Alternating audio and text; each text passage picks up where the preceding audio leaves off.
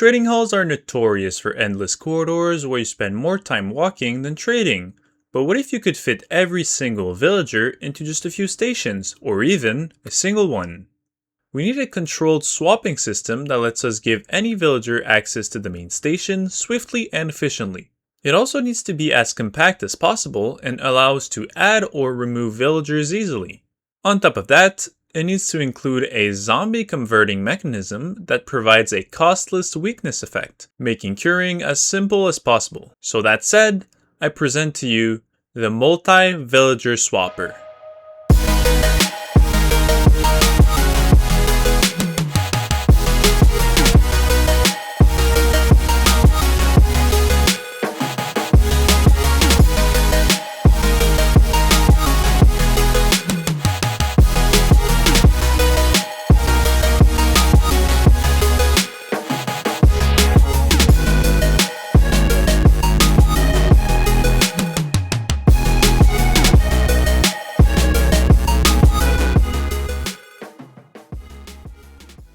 Alright, today I'm going to break down how my villager swapper solves the trading hall problems we've dealt with for years.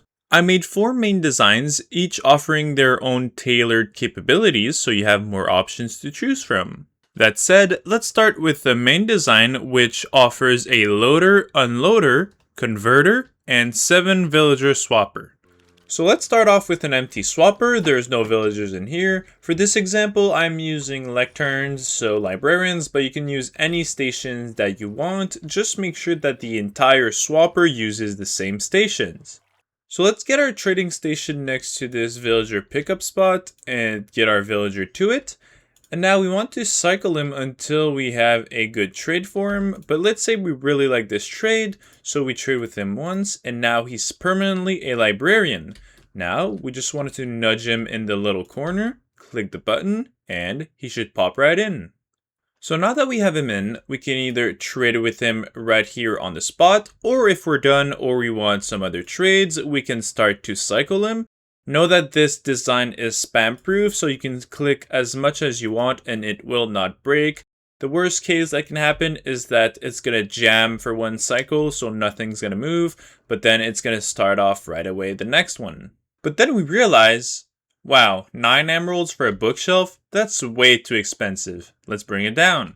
So we want to come over here and start our endless weakness arrow stream. And what it's going to do is, it's going to clear the vision of the snow golem to the parched, and as soon as it's going to hit him, he's going to start firing back, but only hitting this block, and so our endless weakness arrow stream has started. Now that we can hear our weakness stream is turned on, we can flick off this lever and click this ejection node block, and you can see that the villager gets ejected. Let's come take a look at what's going on down here. The zombie's hitting the villager and converting him. Then he sinks down and continues. And when he gets to this spot, he gets hit by our free weakness arrow. Then we can come over here, click this node block, and cure him. Alright, now that he's cured, we can let him out by flipping those 2 trapdoors. Just know that this is meant to be a minimalist chamber. You don't necessarily have to use these trapdoors to let him out. You can add a minecart. I just don't know what necessarily you want to do with this villager. You might not necessarily want to put him back in. So like I said, it's minimalist. You can modify it as you wish. With a programming background, you know I have the mindset of if it can break, it will break, especially if other people are using it. So I spent countless hours making everything here spam proof, even the ejection port, so you can spam it as much as you want and it's going to spam all the villagers out. Just know that the hitbox are going to collide and it might cause some trouble. Some villagers might slip over here and come over here without getting transformed. If you're going to spam it anyways, you'll probably have some way to handle it over here, so I trust you on this one. Same for the minecart. If you press it and spam it, it's not gonna break. There's not gonna be an endless queue. Only a single minecart gets added at a time to the dispensers. Then we have the 23 villager variant. Not much to say about this design. It is the exact same as this one. The wiring is just slightly different because we need to make some space for these composters right over here, but the timing and everything is exactly the same. So if you want a swapper that has more than 7 composters, just pick this design and bring these pistons back to whatever your number may be. The timing on this piston is from the main line, so you don't have to worry about it. But make sure that the timing on this piston is exactly the same. Then we have this design, which is slightly more compact because it doesn't include a converter. It straight up brings the villager upwards. So if we kick some out, let's just kick out 3.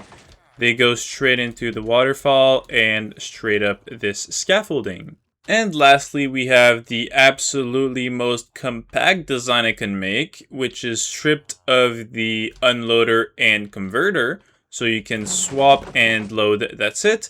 Let's get a villager inside. Let's get some space over here. Place your villager, put a minecart down, and let's put him in, and there you go, he's inside. So if you know you're not gonna move your villagers around, this could be a good offer for you. Funny enough, this small design is exactly the one I built on a private server I play on.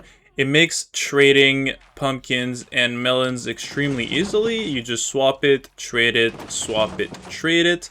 And these chests are connected to the farm right under here, so it's very efficient. So this should tackle the practical part of the video, but now let's tackle the mechanics and some of the pitfalls I had to go through to make this happen. So let's first start off with our loading system.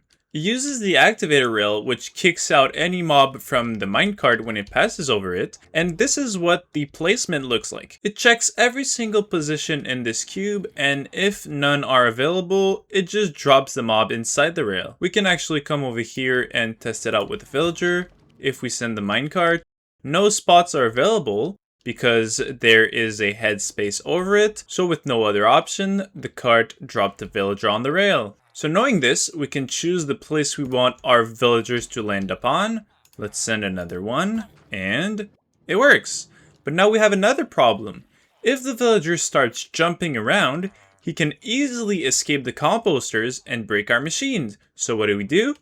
We add a roof over him. So now if he jumps, his hitbox hits the slab and he can't get out. So don't forget to invalidate this space. Let's send another villager, and the thing is, when the villager gets dropped, he doesn't actually get dropped inside the composter. He slides in.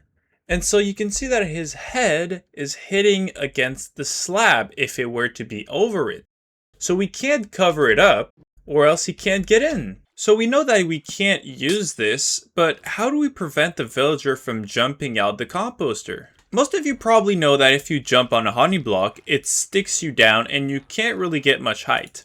But did you know that you can still use this effect even with a half slab on top of it?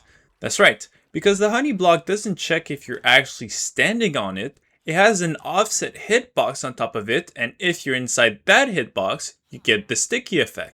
And it just so happens that the composter is inside that hitbox, so if we go inside of it and jump, we're stuck. Funny enough, you can make the world's smallest prison by giving yourself mining fatigue and not being able to either break the composter or get out. You didn't hear this from me. So now, if we come over here and place our honey block and send a villager in, he goes in and as you can see, he can't get out. Now I won't really be talking about the villager converter over here and the infinite weakness arrow generator because I made some shorts on it and they each have their respective schematic files, so if you're interested, I'll leave the shorts in the description. Then taking 3 seconds to show you, to kick out the villager you just have a really short pulse and it kicks him out of the composter. I want to mention one last thing, and it is that with the Lightmatica mod, or at least at the time I'm recording this, when you paste a schematic, the dispensers and droppers appear to be empty. So your machine is not going to work because there's not going to be any minecarts. So all you want to do is place a single minecart in this dispenser and a single minecart in this dropper. I told you, I don't want to see any comments saying it's broken. Alright, you should be good to go. Hopefully you like these designs as much as I liked making them. The Lightmatic files are, as always, going to be in the description and the world download also. But that's it for now. Thank you for watching, and I hope you have nice holidays.